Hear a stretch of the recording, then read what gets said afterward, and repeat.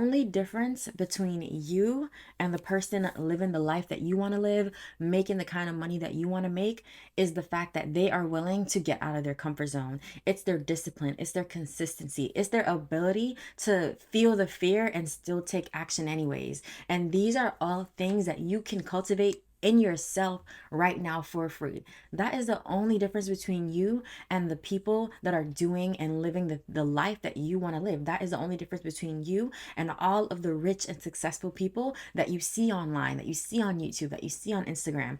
It's not luck. It has nothing to do with luck. It's about alignment, okay? Once you align and you don't make quitting an option, you will be just like them. You will be able to experience the abundance that is already available to you. You just have to let it in. Hello and welcome back. My name is Juditha, and on this channel, we talk about all things mindset. We talk about your goals, your dreams, your fears. We talk about all those things that are going on in your mind when you're trying to create your dream life, because I'm trying to do the same thing. So trust me when I say that I get it. I've been where you are and I still am figuring it out, okay? So let's get into today's topic. Today, we are going to talk about the difference between you and successful people, or the people that you see as someone living the life that you want to live or making the kind of money that you want to make. So that's what we're going to be talking about today. Before I go any further, I want to set a disclaimer that I 100% believe that success is defined by you. So in this video, when I'm talking about success, I am talking about my definition of success. I am talking about what success looks and feels like to me. And you might be able to resonate with this, but I also don't like to take away your definition of success. I don't like to make people think that success looks this one way or it's this one thing. To me, success is whatever you want. It's whatever goals you have, your ability to achieve and hit those little milestones. That is what success is. Okay, so define it however you want. But this, as I speak, I'm going to be referring to people that I think are successful based on my definition of success. Okay, so just keep that in mind. Now, to continue, the first thing we're going to talk about is your habits. Okay, your habits, your routines, your consistency, your discipline. All those things go hand in hand. Something that I have learned from reading a lot of books, listening to a lot of podcasts and YouTube channels of successful people and of people living the kind of life and having the experiences that I would want to have, something that I've learned from them is that they all have certain habits and routines, especially when it comes to like a morning routine or a nighttime routine. So that is something that I have cultivated myself. And this is a cheat code. Like when you want to change your life and you already see somebody that is basically modeling the kind of life that you want to live, doing the kind of things that you want to do, then you get to copy what they're doing. Like literally just look at what they're doing and take what resonates and leave what doesn't. But for me, most of the people that are doing the things that I want to do, they all have a morning routine. And the first thing that they do is they wake up at a reasonable time. The time that I wake up changes. It just depends on honestly, it depends on what time I go to bed. But generally, I try to wake up anywhere between 6 and 7:30. It just depends on how tired I am. But I actually like to get up early. Even though I go to bed late, like that's the one thing I know I need to work on is my nighttime routine. However, getting up early, like I really like to get up early. I feel like I'm way more productive when I get up early. And in the morning, I just have like more motivation to get things done. So getting up early is the first thing. And then once you get up, I like to work out. So working out for at least 30 minutes. Sometimes my workout is exactly 30 minutes. Sometimes it's a little bit more. And then I like to also do something for my mind. And what that means to me is I listen to a podcast, a TED Talk, something that is either teaching me something or improving the way that I think in some way. So that's something else that I see a lot of successful people do. Another thing is to do something for your spirit. Now, for that, I like to do things such as journaling, meditating, or just listening to something that's going to uplift my spirit. So that could be something like Abraham Hicks. Sometimes it's even Joe Dispenza. It just depends on how I'm feeling. But every morning, my goal is to do something for my mind, my body, and my spirit. And each of those areas are super, super important. And this is what I see a lot of successful people doing. They spend time in the morning with these things. And a good book to listen to, or I'm going to say listen to because I listen to the audiobook, but you could also read the book. It's called The 5 a.m. Club.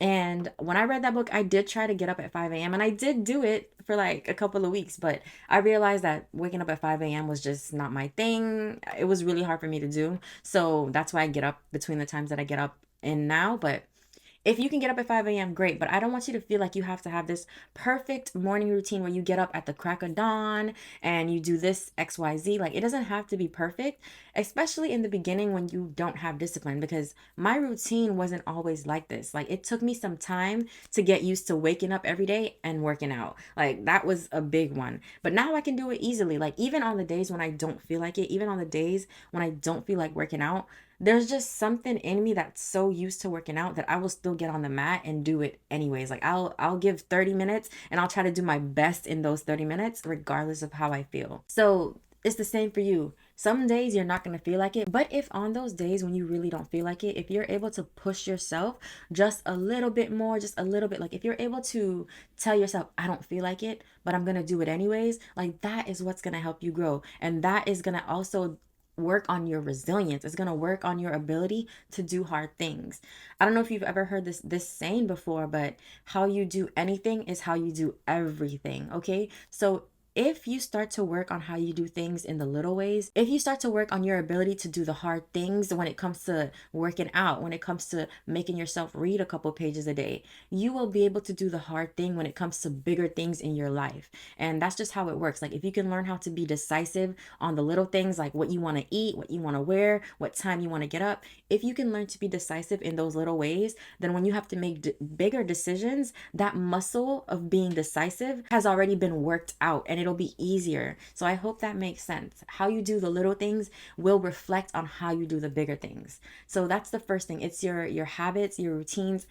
Cultivate a morning routine that is sustainable. Okay, in the beginning, you don't have to try to do everything. But if you can give at least 10 minutes of your time to each of these categories, to your mind, your spirit, and your body, even 5 minutes. In the beginning, anything that you are able to give is going to be okay. Like, that's going to be enough. Okay, so don't try to transform overnight and think that, damn, all these successful people get up at 5 and they do this for an hour and they do that. Like, no, figure out what works for you and work yourself into that routine slowly but surely. But if you want to be successful, I really believe that having a routine of some kind that works on these three things is one of the keys. The next thing is, rich, successful people, they do not make quitting an option, okay? And this is something that I stepped into last year, and the energy that comes with not making quitting an option is different, right? Because when quitting isn't an option, you don't really worry about failing, because you know that even if you do fail, that's not where the story ends, because you already took quitting off the table. So all failing is to you at this point is a lesson learned. It's either a lesson or a blessing. So that's something that you have to think about. Like, how much do you really want the things that you want? And if you really, really want them, then don't make quitting an option, no matter how many times you mess up, no matter how many times somebody tries to talk you out of it. If you are doing it for the right reasons, it'll be so easy to make sure that quitting is never an option for you. And another thing that comes with not making quitting an option is that the universe supports that intention. Like, when you go past the feeling of just believing in the things that you want, like when you go from believing to knowing, that is a whole different energy. And making sure that quitting is not an option kind of puts you in the energy of knowing that whatever you want is inevitable. Okay, so don't make quitting an option. It doesn't matter what your reality is telling you right now. That's another thing that makes it kind of hard. But when you're manifesting anything, the first law to attracting anything that you want is that you cannot let the reality of what is convince you that you will never have what you want. You cannot let whatever it is your life is showing you right now make you believe that this is all that will be. It's really, really tricky when you're trying to manifest something and you're in a space of lack, but you're wishing for abundance. And it's hard because you have to try to direct your attention to abundance, even when reality is showing you a lot of lack. And the key to that is that you have to tell yourself that what you see right now is just a reflection of who you are right now. And you are changing. And the more you change your thoughts, the more you change your beliefs, your outer world will also change to reflect that. And like I said, it's not going to be easy. It's not easy for me, y'all. I have to do this every day.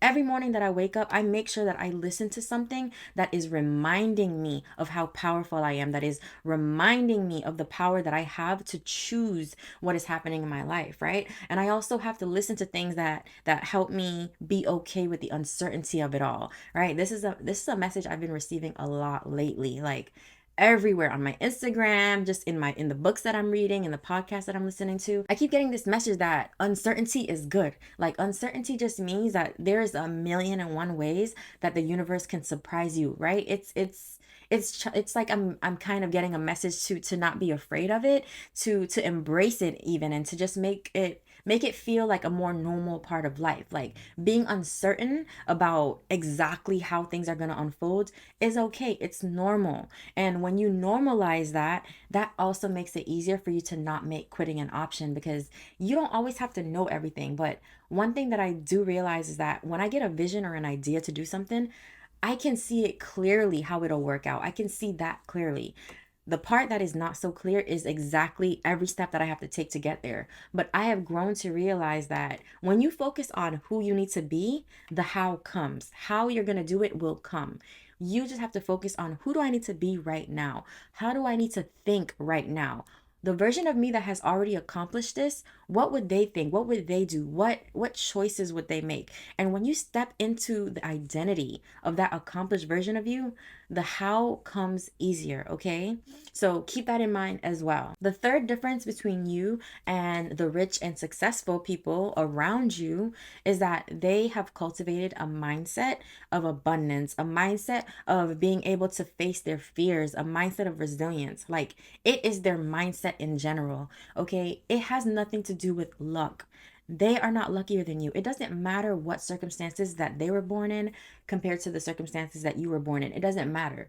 We have seen throughout history rich people fall and become broke and broken. We have seen rich people who still, they keep their money, but inside their minds aren't stable. And because of that, they commit suicide, they self-harm, they, on a subconscious level, they ruin their careers completely. It's because the money, the success, none of that matters if you don't have the mindset to maintain it, okay? And that is how you have to start seeing every challenge that you go through. If you ask and pray to be abundant, to be rich, to be successful, you have to really really think about, well, how do I want this life to feel? Like, do I want to feel overwhelmed, or do I want to be someone who knows how to deal with the overwhelm? Do I want to be someone who knows how to deal with my fears? Like, if you focus on who you need to be, like I said before, everything else will flow for you. But your mindset is so important, and that is the main difference between you and the people living and creating the type of life that you want, is that they have spent time cultivating a mindset to be resilient, to be courageous, to be confident. Okay. And something that I have learned about courage and confidence and all those things is that those words, they sound good and they sound good to embody, but in the moment, it doesn't always feel good. Like, when you have to be courageous, usually when you are being courageous, it doesn't feel good, right? It means that you're facing some type of fear, or you're getting out of your comfort zone in some way. And when you have to be confident, like when you have to push yourself to be confident, same thing. Usually it means you have to push yourself past a certain like threshold of your comfort zone, and it doesn't always feel good. But these are the things that you have to be willing to do. Like, are you willing to give up your comfort zone if you know that it means that you will get everything that you want? Because that's all that you have to give. Other than that, I promise you that right where you stand, wherever you are, whatever life looks like, this is the key to unlocking the next phase of your life. Your ability to be here, right now, and feel okay with the uncertainty, with the fear, with the lack. If you can be okay with that stuff, then you will be able to progress to the next phase of your life. But you have to start to believe that you have everything that you need right here, right now, to even progress. You have to believe that you have everything right here, right now, to become the version of you who has already succeeded and achieved the results that you want. Those are the only things that are different between you and the people living the type of life that you want to live. And these things, they are all free to you right now. It might take some time for you to actually start living in these traits and start to identify with them and believe in them as much as I do. But I know that you can do it. I know that you can do it because if you are consistent and you never give up, if you take quitting off the table, your success is inevitable. Like, I cannot repeat this enough. Success is inevitable to those who do not quit, to those who are willing to step out of their comfort zone, to those who are willing to cultivate the resilience, who are willing to sit in the discomfort of the unknown. If you can be that type of person, you will be successful. Hands down, there's no world where you will exist as that type of person and not have everything that you want. Okay? That is it for this video. I hope it was helpful. I hope you learned some things. And most importantly, I hope you bloomed today because I know I did. And I will see you guys on the next one.